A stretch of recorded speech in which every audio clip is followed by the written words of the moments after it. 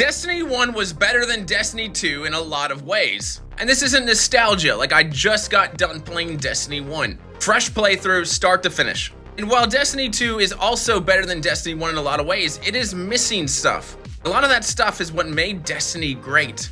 Meaningful exotic quests, like the 3 swords, Sleeper, and a few others. We didn't have participation trophy exotics like we do in Destiny 2. We had exotics you had to work for, which made them exotic.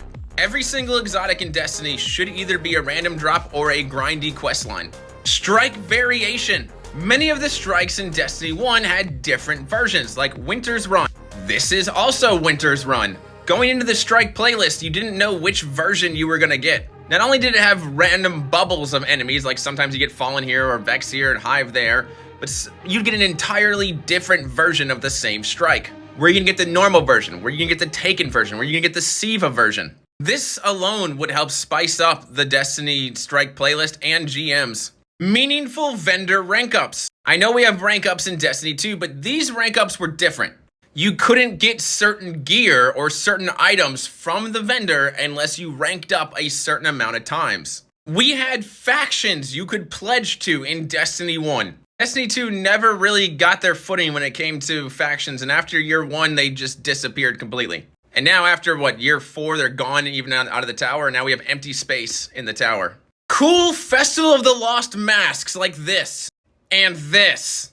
And I know this is a headless one, but we also could wear this as a consumable all year round. It was a lot of fun. We had Festival of the Lost consumables. We may even had dawning consumables, I can't remember, but I kind of remember wearing a snowman head.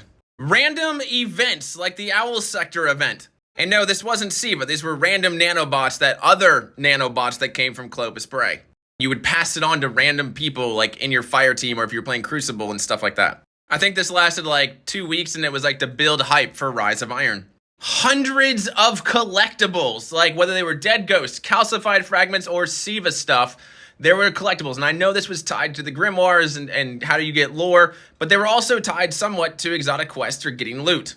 A really cool horde mode, Prison of Elders, that updated over time and we got a new version of it later on called Challenge of the Elders. Nothing old really ever gets updated in this game anymore. Now, like I said, Destiny 2 is a great game, but it's missing a lot of things to make it the best.